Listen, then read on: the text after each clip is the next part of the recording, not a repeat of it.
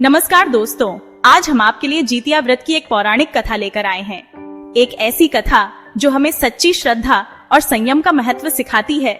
यह कहानी है दो सहेलियों की जिन्होंने एक साथ व्रत रखने का संकल्प लिया, लेकिन उनके अलग अलग व्यवहार ने उनके अगले जन्म और जीवन को पूरी तरह से बदल दिया। तो आइए सुनते हैं। यह अद्भुत कहानी बहुत समय पहले की बात है। नर्मदा नदी के पास कंचनवटी नाम का एक सुंदर नगर था। नगर से थोड़ी दूरी पर पश्चिम दिशा में एक विशाल मरुस्थल था, जिसे लोग बालू हटा के नाम से जानते थे। इसी मरुस्थल में एक विशाल पाकड़ का पेड़ था। उस पेड़ की सबसे ऊंची डाल पर एक चील रहती थी और पेड़ के नीचे एक खोखल में एक सियारिन, दोनों में गहरी दोस्ती थी। वे सुख दुख की बातें एक दूसरे से बांटा करती थीं। एक दिन दोनों ने नगर की कुछ स्त्रियों को जितिया व्रत करते हुए देखा। वे सभी स्त्रियां भगवान झूठवाहन की पूजा कर रही थीं। उनके मन में भी इस व्रत को करने की इच्छा जागी। उन्होंने एक दूसरे से वादा किया कि वे भी यह व्रत करेंगी और भगवान से अपनी मनोकामना पूरी करने की प्रार्थना करेंगी। अगले दिन दोनों ने मिलकर भगवान झूठवाहन की पूजा करने के लिए निर्जला व्रत रखा।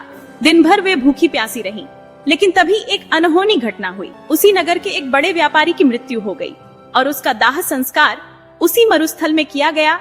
जैसे जैसे दिन ढला, रात हुई और मौसम खराब हो गया। चारों ओर तेज हवाएं चलने लगी, बिजली कड़कने लगी और बादल गरजने लगे। सियारिन को तेज भूख लगने लगी। मुर्दे को देखकर वह खुद को रोक नहीं पाई। अपनी भूख और लालच में उसने व्यापारी के शरीर को खा लिया और इस तरह उसका व्रत टूट गया। लेकिन चील ने संयम रखा। उसने अपनी भूख पर नियंत्रण किया और नियमों व सच्ची श्रद्धा के साथ अगले दिन व्रत का पारण किया। उसका विश्वास अटूट था। अपने कर्मों के अनुसार अगले जन्म में दोनों सहेलियों ने एक ब्राह्मण के परिवार में दो पुत्रियों के रूप में जन्म लिया। चील बड़ी बहन बनी और उसका नाम शीलावती रखा।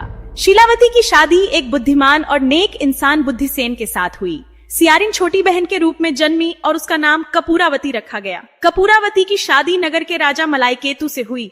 इस तरह कपूरावती कंचनवटी नगर की रानी बन गई, जबकि शीलावती एक सामान्य जीवन जी रही थी।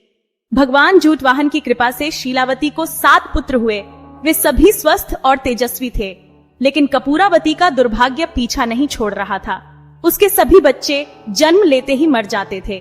वह बहुत दुखी और निराश रहने लगी। कुछ समय बाद शीलावती के 7 पुत्र बड़े हो गए और अपनी योग्यता के बल पर राजा के दरबार में महत्वपूर्ण काम करने लगे। अपने भतीजों को इतना सफल देखकर रानी कपूरावती के मन में ईर्ष्या की भावना आ गई। उसे अपनी बहन की खुशी बिल्कुल बर्दाश्त नहीं हुई। उसने राजा से झूठ बोलकर शीलावती के 7 पुत्रों के सिर कटवा दिए। क्रूरता की हद पार करते हुए उसने 7 नए बर्तन मंगवाए, उनमें कटे हुए सिर रखे और लाल कपड़े से ढककर शीलावती के पास भिजवा दिए। लेकिन भगवान झूठवाहन, जिन्होंने चील के रूप में शीलावती की सच्ची श्रद्धा देखी था, यह अन्याय बर्दाश्त नहीं कर सके। उन्होंने एक चमत्कार किया।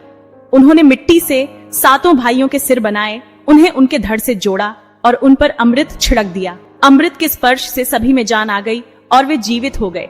शीलावती के 7 पुत्र अपने घर लौट आए। दूसरी ओर जो कटे हुए सिर रानी ने भेजे थे, वे बर्तन में सुंदर फल बन गए। रानी कपूरावती बेसब्री से शीलावती के घर से उनके पुत्रों की मृत्यु का समाचार सुनने का इंतजार कर रही थी। जब बहुत देर तक कोई खबर नहीं आई, तो वह खुद ही बड़ी बहन के घर चली गई। वहां उसने अपने भतीजों को जिंदा और खुश देखकर वह सकते में आ गई और वहीं बेहोश हो गई। जब उसे होश आया तो उसने अपनी बहन को सारी सच्चाई बता दी। उसे अपनी गलती का बहुत पछतावा हो रहा था। भगवान झूठवाहन की कृपा से शीलावती को अपने पूर्व जन्म की सभी बातें याद आ गईं। वह कपूरावती को उसी पाकड़ के पेड़ के पास ले गई और उसे सारी कहानी बताई। यह सुनकर कपूरावती को अपनी गलती का और भी अधिक एहसास हुआ। वह शर्मिंदगी और दुख से उसी समय मृत्यु को प्राप्त हुई। जब राजा को यह खबर मिली तो उसने उसी जगह पर पाकड़ के पेड़ के नीचे रानी का दाह संस्कार कर दिया। इस कथा का सार ये है कि सच्ची श्रद्धा और संयम का फल हमेशा मीठा होता है।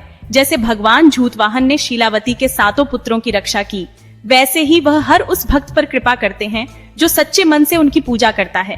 हे भगवान झूठवाहन, जैसे आपने शीलावती के 7 पुत्रों की रक्षा की, वैसे ही इस कहानी को कहते सुनते और हुंकार भरते सब पर अपनी कृपा बनाए रखना।